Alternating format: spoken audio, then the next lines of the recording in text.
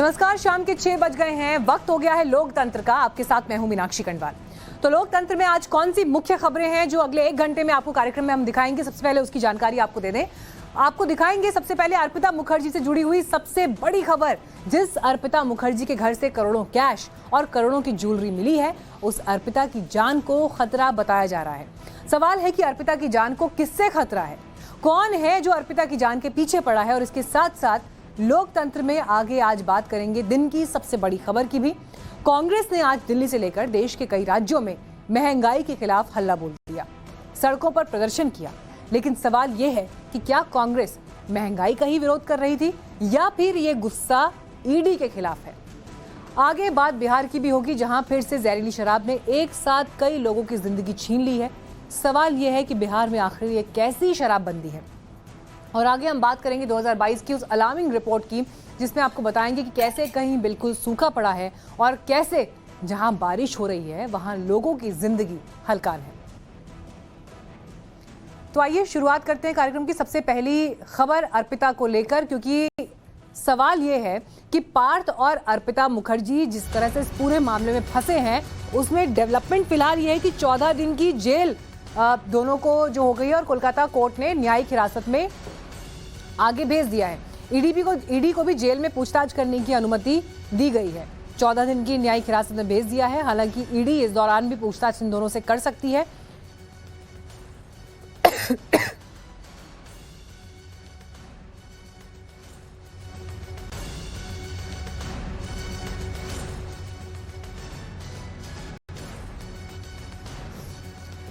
तो कोलकाता कोर्ट ने न्यायिक हिरासत में दोनों को भेज दिया है। आपको बता दें, हालांकि दोनों ही इस मामले में फंसे हुए हैं। एक तरफ कैश और ज्वेलरी से लेकर कई और ऐसे ट्रांजैक्शंस की रिकवरी अर्पिता मुखर्जी से हुई है, जिसे लेकर पार्थ चैटर्जी और अर्पिता की मुश्किलें अभी आगे बढ़नी। और इसके साथ साथ पश्चिम बंगाल सरकार की मुश्किलें भी बढ़ेंगी, क्योंकि पार्थ जो कि एक कद्दावर मंत्री थे पश्चिम बंगाल सरकार में, अब 14 दिन की जेल देखिए उनको भेज दिया गया है। लेकिन साथ ही ईडी अभी भी न्यायिक हिरासत में उनसे पूछताछ करेगी।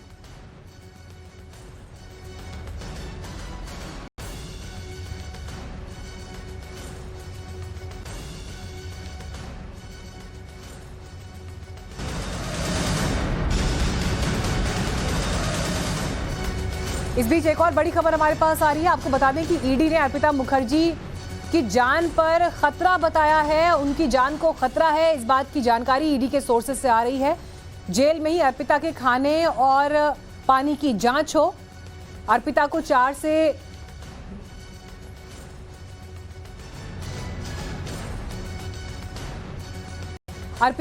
से ज्यादा कैदियों के साथ ना रखें, ये भी ईडी की तरफ से कहा गया है। तो जान का खतरा ईडी ने बताया है, क्योंकि जिस तरह के मामले में अर्पिता मुखर्जी अब फंसी हैं और जिस तरह की रिकवरी हुई है, यहां से उनके जरिए कई और लोगों के कॉलर तक हाथ जाएंगे ईडी के।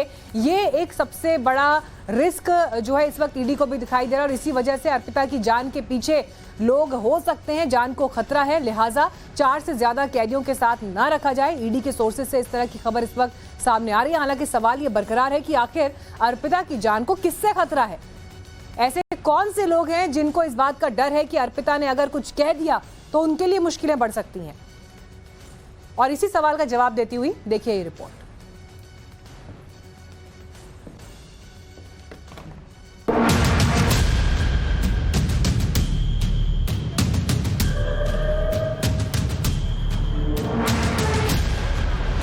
अर्पिता मुखर्जी की जान को खतरा है।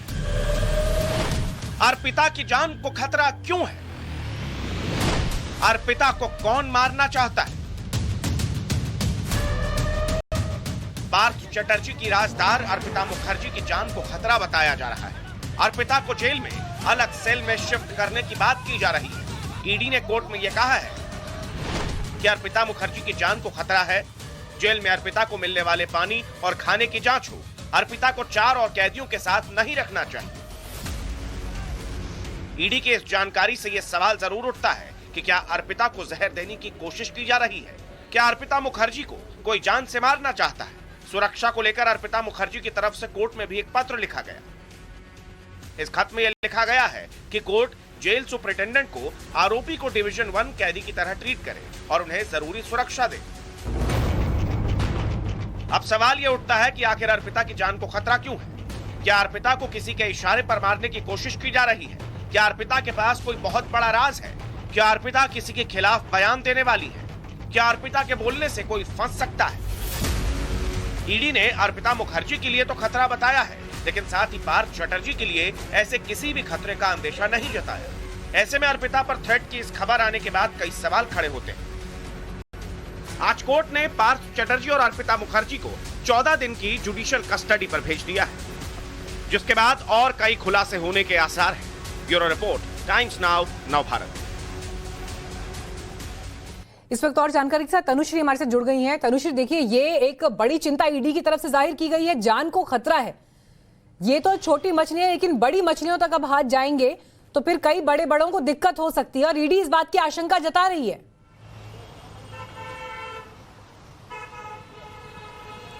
जी देखिए, एक चीज ईडी पहले से ही कह रही है कि अर्पिता कोऑपरेट कर रही है, कंपैरेटिवली कोऑपरेट कर रही है। पिछले दिन का जो हियरिंग था उसमें भी ईडी ने कहा है पार्थ चटर्जी जहां एक तरफ अपना चुप्पी साधी हुई है, दूसरी ओर अर्पिता कोऑपरेट कर रही है।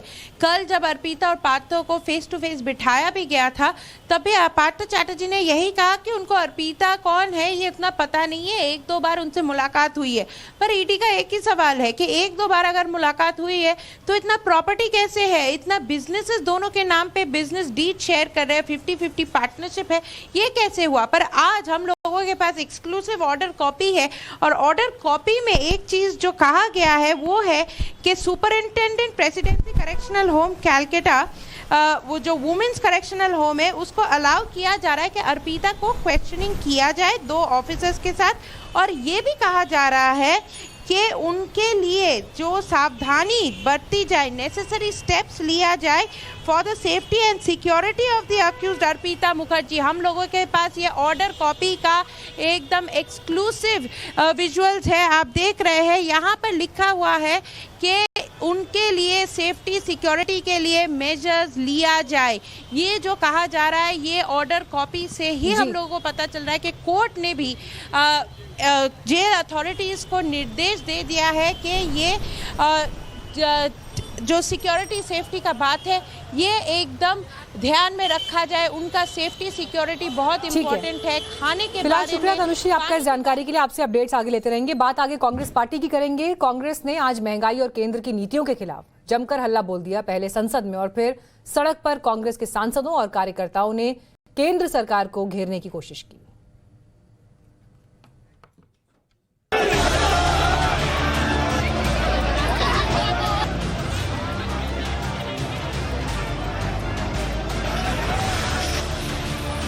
संसद में काले कपड़े पहनकर विरोध,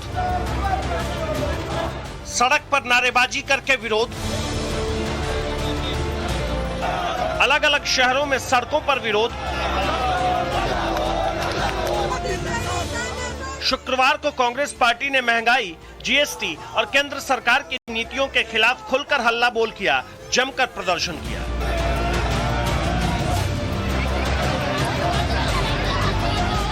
कांग्रेस के नेताओं ने इस बार प्रदर्शन के लिए अलग रणनीति बनाई थी। पहले काले कपड़ों में संसद भवन पहुंचे थे, फिर मार्च निकालने की बारी आई तो सभी नेता सड़क पर आए। राहुल गांधी को राष्ट्रपति भवन जाते हुए पुलिस ने हिरासत में ले लिया। इधर राहुल हिरासत में लिए गए, उधर प्रियंका गांधी ने मोर्चा संभाला। पार्टी दफ्तर से नेताओं के साथ सड़क पर उतर आई। पीएम आवास तक ना तो प्रियंका पहुंच पाई, ना ही उनके सांसद और कार्यकर्ता। फिर शुरू हुआ बीच सड़क पर धरना। कांग्रेस के कार्यकर्ता अकबर रोड पर लगातार कोशिश कर रहे हैं। देखिए ये जद्दोजहद, देखिए आप पूरी कोशिश। और ये देखिए यहाँ पर प्रियंका के सुरक्षा कर्मी, एसीपी रैंक की महिला ऑफिसर जो आपको तस्वीरों में आगे बैठी नजर आ रही होंगी।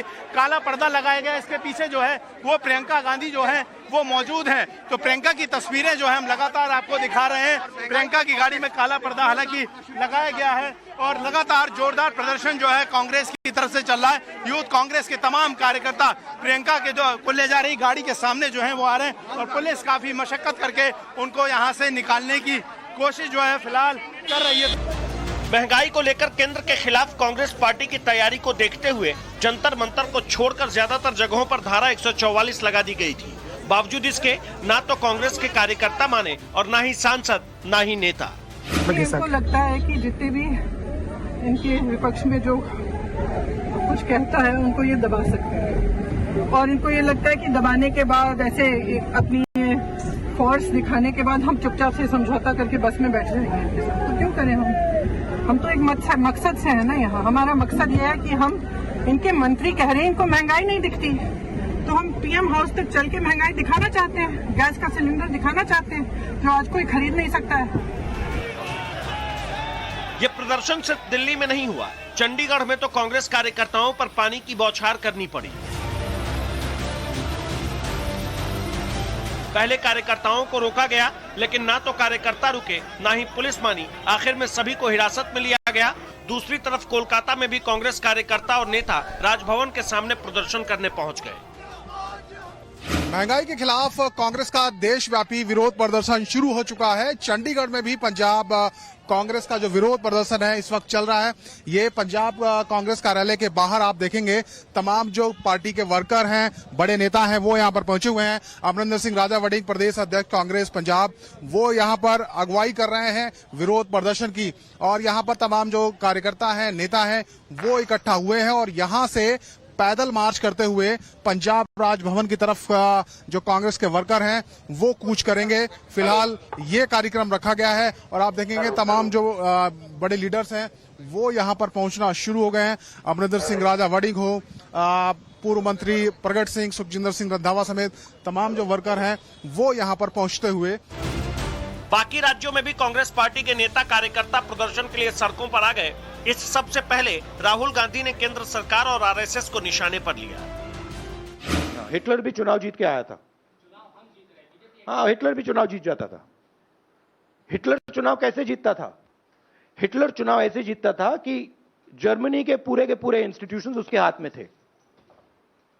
उसके पास एसए थी, पैरामिलिट्री फोर्स थी, उसके पास पूरा का पूरा ढांचा था। मुझे पूरा का पूरा ढांचा दे दो, फिर मैं दिखाऊंगा आपको कैसे इलेक्शन जीता जाता है। राहुल गांधी ये सब बोलकर प्रदर्शन करने गए तो बीजेपी ने पुराने दिनों की याद दिलाई, कांग्रेस को पुराना तानाशाह बताया। हिटलर को कितना पढ़ा है याद करिए। अगर तानाशाही इस देश ने देखी है तो कांग्रेस के राज में देखी है।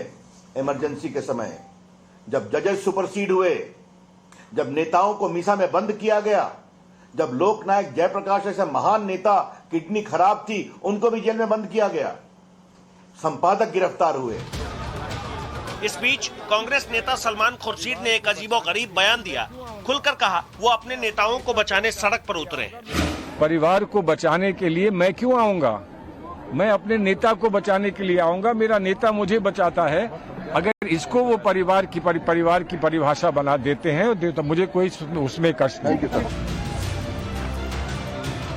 असल में सलमान खुर्शीद ने जिस बात का जिक्र किया वो कांग्रेस पार्टी के प्रदर्शन वाले वक्त से भी पता चल रहा है, क्योंकि कुछ दिन पहले ही राहुल गांधी और सोनिया गांधी से ईडी ने कई बार पूछताछ की। जब ठीक 2 दिन पहले यंग इंडिया का दफ्तर सील किया गया, ऐसे में ये सवाल बार बार खड़ा हो रहा है कि कांग्रेस पार्टी का ये प्रदर्शन महंगाई के खिलाफ था या फिर ईडी पर दबाव डालने के लिए। Bureau report, times now, Navbharat. क्या आम आदमी पार्टी शासित प्रदेश पंजाब में केंद्र की आयुष्मान भारत स्कीम फेल हो रही है? ये सवाल इसलिए उठ रहा है क्योंकि बीते कुछ दिनों से चंडीगढ़ पीजीआई के साथ साथ पंजाब के कई अस्पतालों में मरीजों को आयुष्मान भारत कार्ड पर फ्री में इलाज नहीं मिल पा रहा। ये मामला आज लोकसभा तक पहुंच गया। हमने हमारी हॉस्पिटल को बोल दिया है कि आप किसी की सारवार बंद मत करिए। कोई गरीब मरीज बिना सारवार से वापस नहीं जाना चाहिए। कल तो जो इलाज है शुरू हो जाऊगा। जिथे भी जी पेमेंट पेंडिंग से सारी रिलीज हो चुकी है। नहीं हो रहा इलाज कार्ड से। ये कार्ड है, चल रहा इलाज? नहीं चल रहा इलाज। पंजाब में आयुष्मान भारत योजना के तहत कई अस्पतालों में इलाज नहीं हो रहा है। गरीब मरीज अस्पतालों के चक्कर काट रहे हैं, लेकिन अस्पताल का कहना है कि सरकार की तरफ से फंड नहीं मिला है, लिहाजा फ्री में इलाज नहीं कर पाएंगे। अब सवाल ये उठता है कि जब केंद्रीय स्वास्थ्य मंत्री और पंजाब के वित्त मंत्री ये कह रहे हैं कि पैसा भेज दिया गया है तो इलाज क्यों नहीं हो रहा है? आखिर झूठ कौन बोल रहा है? कंफ्यूजन कहां है ये जांच का विषय है, लेकिन इन सब के बीच मरीजों की हालत क्या है सबसे पहले वो देखिए। यह है चंडीगढ़ का पीजीआई अस्पताल। चंडीगढ़ और आसपास के इलाकों के गरीब मरीजों के लिए किसी संजीवनी से कम नहीं है, लेकिन बीते चंद दिनों से जब यहाँ मरीज इलाज कराने आ रहे हैं और उसके बाद आयुष्मान भारत कार्ड दिखा रहे हैं तो अस्पताल से जवाब मिल रहा है कि अब यह कार्ड नहीं चलता। और बहुत सारे मरीज आप देखेंगे कि यहाँ पर बैठे हुए हैं, उनके जो अटेंडेंट्स हैं, क्योंकि बड़ी तादाद में जो मरीज हैं वो यहाँ पे एडमिट होते हैं और जो उनके अटेंडेंट हैं वो इसी तरीके से आपको पीजीआई के तमाम जो गलियारे हैं वहाँ पर ऐसे बिस्तर बिछाकर बैठे हुए रात में सोते हुए मिल जाएंगे। इलाज हो रहा है? नहीं हो रहा इलाज कार्ड से। इधर बंदा बीमार है, उसका कोई इलाज नहीं, कोई नहीं मदद देता है। आपके पास कौन सा कार्ड है? ये कार्ड है। चल रहा है इलाज? नहीं चल रहा इलाज। कैशलेस इलाज हो रहा है आपका? अभी तो रिपोर्ट हुआ है, आज ही आया है सुबह से 4 बजे से। पहले पीजी 32 में था, उधर बिल्कुल इलाज बिल्कुल पैसा लगा हुआ है, उधर बिल्कुल फ्री नहीं हुआ। उधर कार्ड दिखाते थे वो आयुष्मान, तो बोलते थे हमारा इधर नहीं है, ये चलता ही नहीं है। मरीज निराश है, हताश है, परेशान है। अब इनकी परेशानी का इलाज क्या है? पीजीआई चंडीगढ़ का कहना है कि आयुष्मान भारत स्कीम के तहत मरीजों का इलाज बंद कर दिया गया है क्योंकि पंजाब सरकार से 15 करोड़ का बकाया है।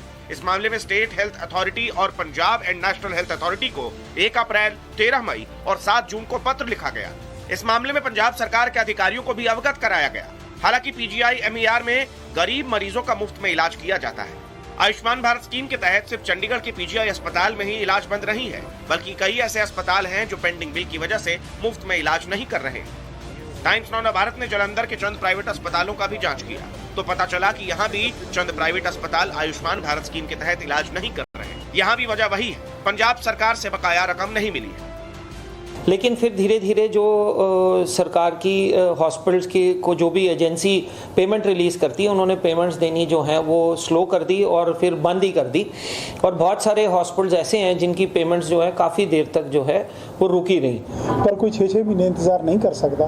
ਹੁਣ ਹਸਪਤਾਲਾਂ ਨੂੰ ਕੀ ਹੋਇਆ, ਕਈ ਛੋਟੇ ਹਸਪਤਾਲਾਂ ਨੂੰ ਪੰਜਾਬ ਦੇ ਵਿੱਚ ਉਹਨਾਂ ਨੂੰ ਤਨਖਾਹਾਂ ਵੀ ਦੇਣੀਆਂ ਪਈਆਂ, ਦਵਾਈਆਂ ਦੇ ਪੈਸੇ ਵੀ ਦੇਣੇ ਪਏ ਤੇ ਉਹਨਾਂ ਦੇ ਪੈਸੇ ਜਿਹੜੇ ਆ ਉਹ ਫਸ ਗਏ, ਉਹ ਇਹਨਾਂ ਨੇ ਦਿੱਤੇ ਨਹੀਂ ਔਰ ਕਈ ਛੋਟੇ ਹਸਪਤਾਲ ਇਸ ਕਰਕੇ ਬੰਦ ਹੋਣ ਦੇ। गरीब मरीजों को इलाज नहीं मिल रहा, मामला बहुत बड़ा है। लिहाजा पंजाब के वित्त मंत्री से सवाल पूछा गया तो उन्होंने बताया कि 1 दिन में पेमेंट हो जाएगा, लेकिन इसके लिए भी उन्होंने ठीकरा पिछली सरकार पर फोड़ दिया। बिल्कुल कल तो जो इलाज है शुरू हो जाऊगा, जिथे भी जी पेमेंट पेंडिंग सी सारी रिलीज हो चुकी हैगी। पर लेकिन ये स्कीम सी जिहड़ा प्राइवेट कंपनी SBI दी इंश्योरेंस कंपनी दे नाल समझौता होया सीगा, 29 दिसंबर 2021 ਨੂੰ ਪੁਰਾਣੀ ਸਰਕਾਰ ਨੇ ਰੱਦ ਕੀਤਾ ਸੀਗਾ और उस तो बाद ਅਸੀਂ ट्रस्ट मोड ਤੇ चला रहे हैं। मामला लोकसभा में भी उठाया गया तो केंद्र सरकार ने साफ कर दिया कि आयुष्मान भारत स्कीम के लिए 60% फंड केंद्र सरकार देती है और बाकी का 40% राज्य सरकार को देना होता है। वित्त मंत्री ने दावा किया कि केंद्र ने अस्पतालों को फंड जारी कर दिया है और राज्य सरकार को फंड क्लियर करने की हिदायत देते हुए अस्पताल में मुफ्त इलाज शुरू करने का आदेश भी दे दिया। मैंने स्टेट गवर्नमेंट को भी लेटर लिखा है, तुरंत ही आयुष्मान भारत योजना के स्टेट के हिस्से का पैसा दे दे, लेकिन वो दे ऐसा हम आग्रह अवश्य करेंगे। लेकिन हमने हमारी हॉस्पिटल को बोल दिया है कि आप किसी की सारवार बंद मत करिए। कोई गरीब मरीज बिना सारवार से वापस नहीं जाना चाहिए। स्टेट गवर्नमेंट को भी हमने रिक्वेस्ट की तो तुरंत ही अपना पैसा जमा करा दे। आखिरकार 4 दिन बाद चंडीगढ़ पीजीआई में पंजाब के मरीजों का आयुष्मान भारत योजना के तहत इलाज दोबारा शुरू हो गया है। इससे पहले 1 अगस्त को बकाया 15 करोड़ रुपए के भुगतान न होने के चलते चंडीगढ़ पीजीआई ने पंजाब के मरीजों का इलाज बंद कर दिया था। हालांकि इसके बाद पंजाब सरकार ने बकाया राशि चुकाने के लिए फंड रिलीज करने का दावा किया था, लेकिन इलाज फिर भी शुरू नहीं हुआ और अब आखिरकार केंद्र सरकार के हस्तक्षेप के बाद चंडीगढ़ पीजीआई ने दोबारा से पंजाब के मरीजों को राहत दी है। लेकिन बड़ा सवाल यह है कि पिछले 4 दिनों में पंजाब के मरीजों को जो असुविधा का सामना करना पड़ा है, इसका जिम्मेवार कौन है? चंडीगढ़ से कैमरामैन यशपाल रावत के साथ मनोज कुमार, टाइम्स नाउ भारत।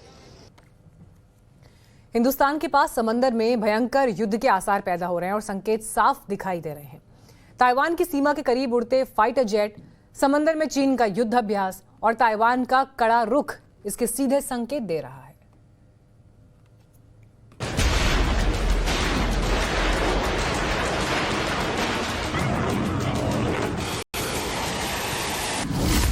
युद्ध युद्ध का उन्माद ड्रैगन के सिर चढ़कर बोल रहा है।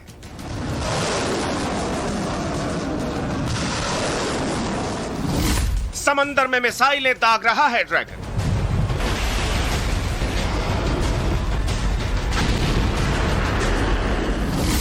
एक साथ सैकड़ों फाइटर जेट्स तैनात।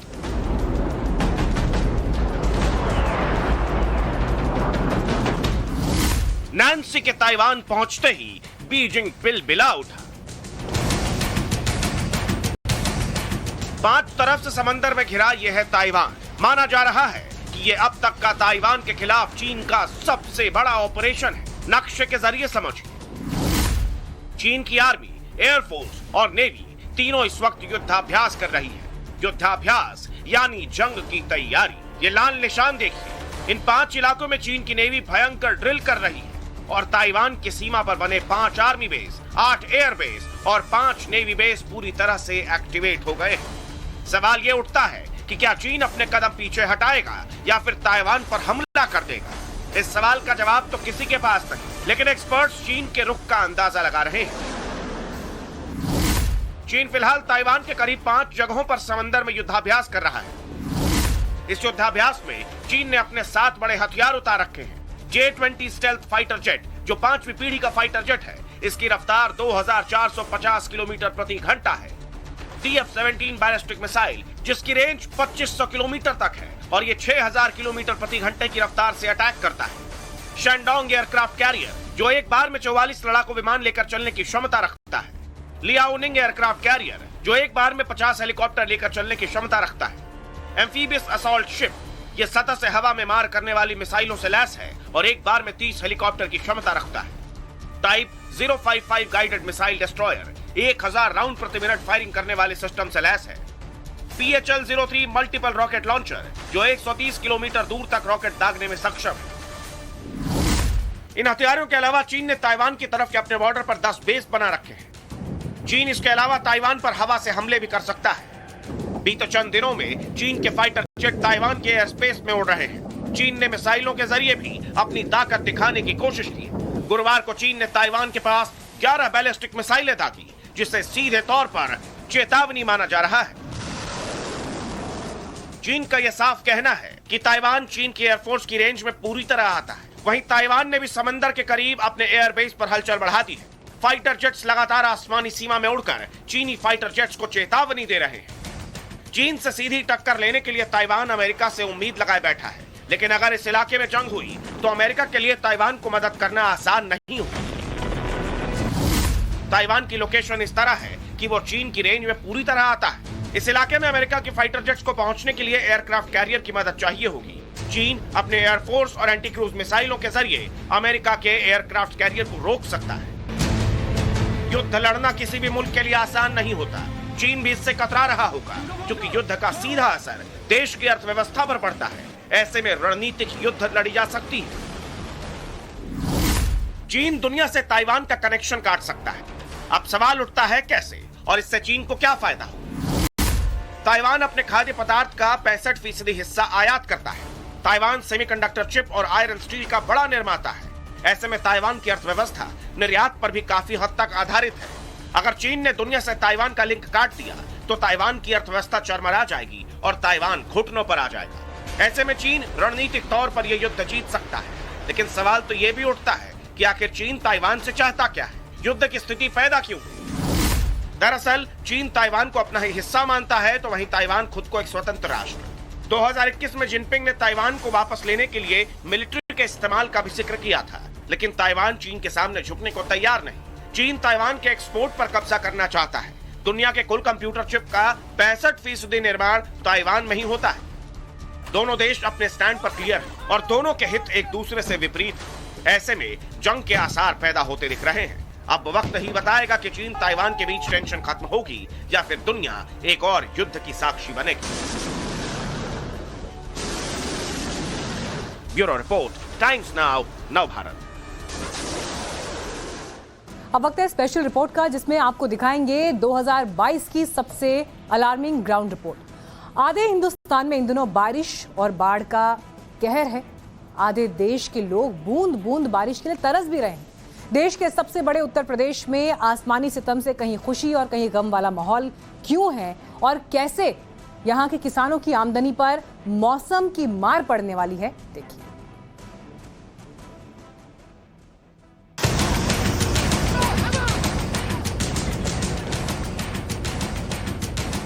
कहीं बारिश से हलकान,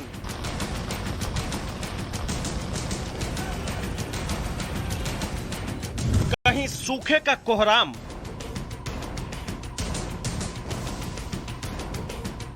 कहीं भीषण बाढ़,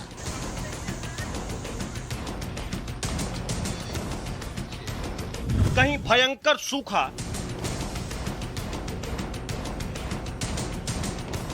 यूपी में बारिश आधी, फसल की बड़ी बर्बादी। कहते हैं ईश्वर की अजब माया, कहीं धूप कहीं छाया, लेकिन अब की बार ये कहावत कहीं बारिश कहीं सूखा में तब्दील हो गई है। केरल में आसमानी आफत कहर बरपा रही है। कोच्चि से त्रिशूर तक शहर शहर और गांव गांव बाढ़ की चपेट में। लेकिन यूपी के फतेहपुर में बूंद बूंद बारिश को तरसती जमीन की क्या हालत हो गई है, वो देखिए। खेत में लगी धान की फसल मौत के मुहाने पर है। आलम यह है कि बुआई और रोपाई की सिंचाई में ही किसानों की जमा पूंजी खत्म हो चुकी है। घर का पूरा रुपया लग गया खेती में, पानी नहीं गिर रहा है, ना बत्ती आ रही समय से। फसलों के क्या है, कौन कौन सी फसलें आप लोग उगाते हैं? अरे तिल्ली है, धान है, गेहूं है, और उड़द है, मूंग है, गन्ना है। तो बारिश अगर नहीं हुई तो क्या करेंगे फिर आप? क्या करेंगे, घर की पूंजी भी चली गई, क्या बचना, बच्चे को पढ़ाया जा सके, पैसा ही नहीं बचा। धान भी लगाए गए हैं, वो भी सूख रहे हैं, लाइट नहीं दे रही, अब तो लाइट कटी रहती है। पूरे धान और गेहूं है, वो बाजरा है, अरहर है, ये सब सूखी जा रही है। बारिश हो रही है? बारिश नहीं हो रही, बारिश तो हो ही नहीं रही, सूखा पड़ा हुआ है, सब फसल सूखी जा रही है, कुछ भी नहीं बचा है।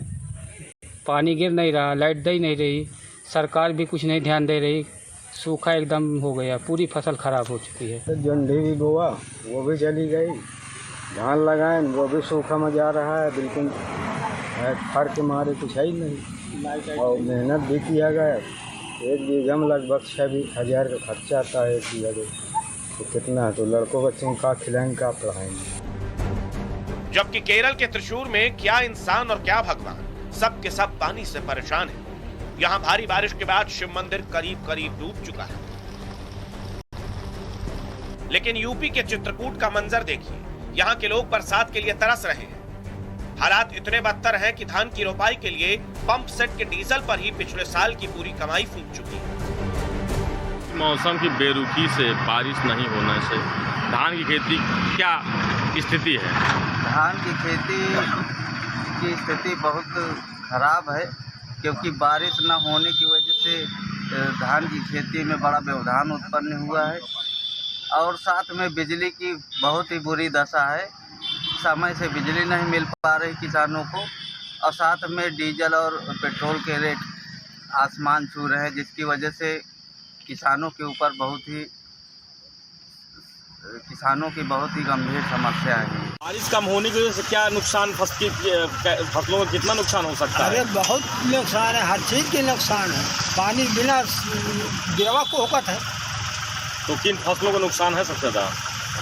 अरे केला है, और समझ लो धान है, सब चीज़ें हैं, समझ लो नुकसान है तो है। तो बारिश कम हो रही है? बहुत कम है, बारिश है ही नहीं ना। अब ज्वार का, चरी का, पशु का नुकसान है, और अरहर नहीं होगी, मूंग उड़दा नहीं होगा, ये पूरी फसल अषाढ़ के निकल गई। धान भी नहीं होगा, गहनी फसल गई। एक तरफ बारिश न होने से हाहाकार है, तो दूसरी तरफ आसमानी आफत से कोहराम है। तेलंगाना के जनगांव की ये तस्वीर ही देख लीजिए, जहां ये महिला टीचर अपनी स्कूटी समेत सैलाब में बह गई। वो तो किस्मत अच्छी थी कि आसपास कई लोग मौजूद थे, जिन्होंने अपनी जान जोखिम में डालकर इस महिला टीचर को सुरक्षित बचा लिया। कुछ ऐसा ही मंजर आंध्र प्रदेश के एनटीआर जिले में भी पेश आया, जहां 2 लोग पानी के तेज बहाव में फंस गए। यहाँ भी इनकी खुशकिस्मती थी कि रेस्क्यू टीम ने दोनों को मौत के भंवर से महफूज निकाल दिया।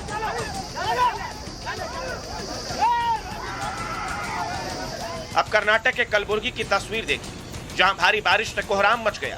पूरा शहर पानी पानी हो गया। शहर के चौक चौराहे समंदर में तब्दील हो गए।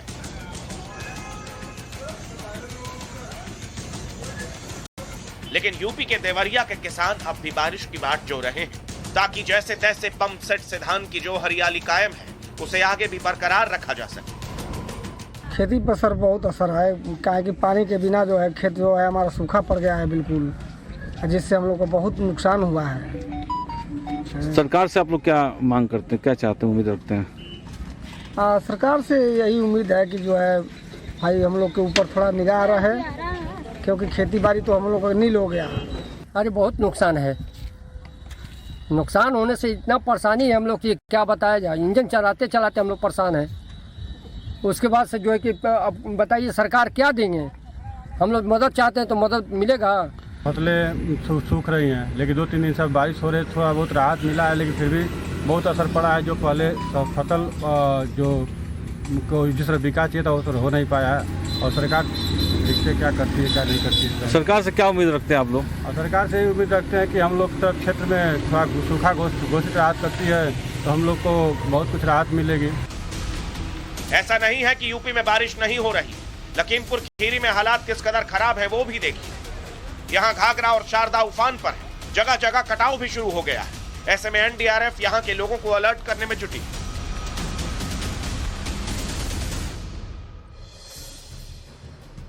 लेकिन यूपी के 75 में से 66 जिलों में 31 जुलाई तक बहुत कम बारिश दर्ज हुई। सिर्फ 8 जिलों में सामान्य बरसात हुई। रामपुर जिले में 82% कम बारिश हुई, तो फर्रुखाबाद में 80% कम, कानपुर देहात में 74% कम, श्रावस्ती में 70% कम, जौनपुर में 71% कम और शाहजहांपुर में 70% कम बारिश हुई।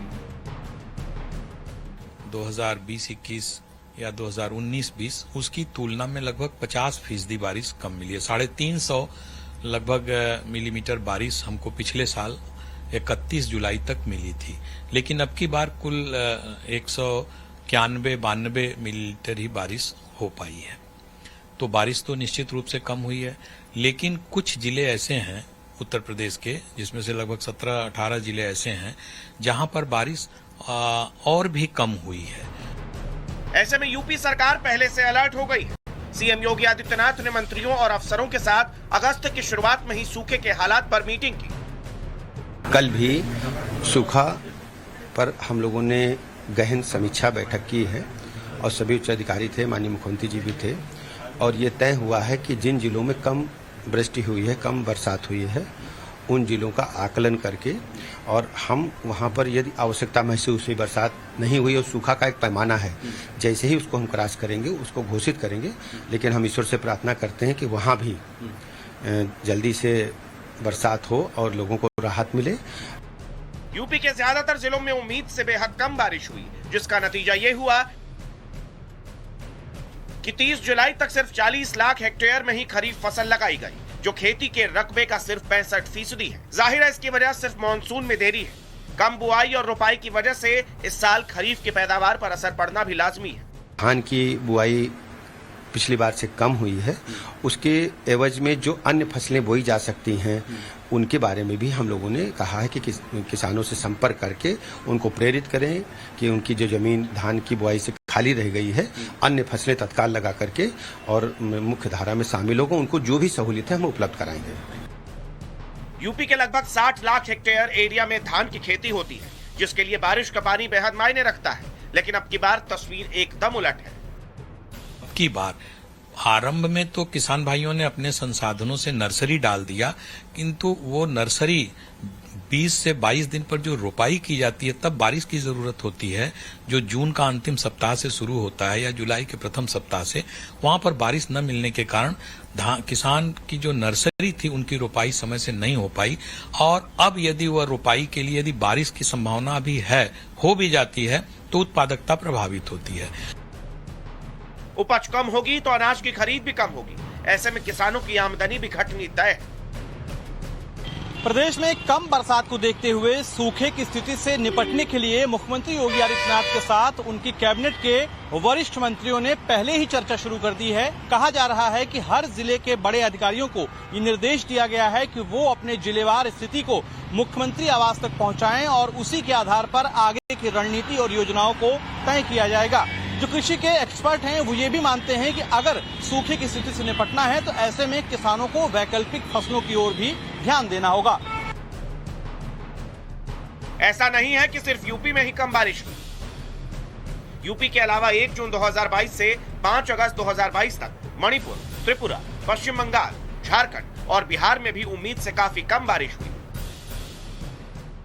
यूपी, बिहार, झारखंड और वेस्ट बंगाल में 40% के लगभग में या 4% से ज़्यादा डेफिशिएंसी मिली है इस समय तक, जबकि रेस्ट ऑफ द इंडिया में ये मतलब जो डेफिशिएंसी है, डेफिशिएंसी नहीं, उनके यहाँ थोड़ा सा इंक्रीज्ड है। तो ऐसे में निश्चित है हम लोग का रीजन कमज़ोर तो पड़ ही रहा है।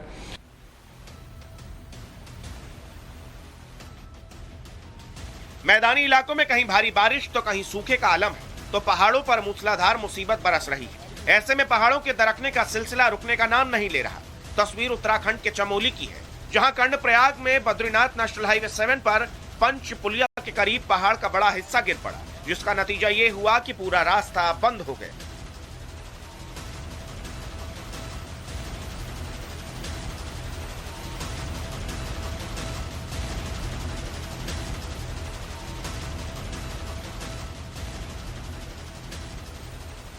मौसम विभाग के मुताबिक अब तक हरियाणा, राजस्थान, गुजरात, महाराष्ट्र, आंध्र प्रदेश, तेलंगाना, तमिलनाडु, कर्नाटक और केंद्र शासित प्रदेश चंडीगढ़ और लद्दाख में काफी ज्यादा बारिश हुई है।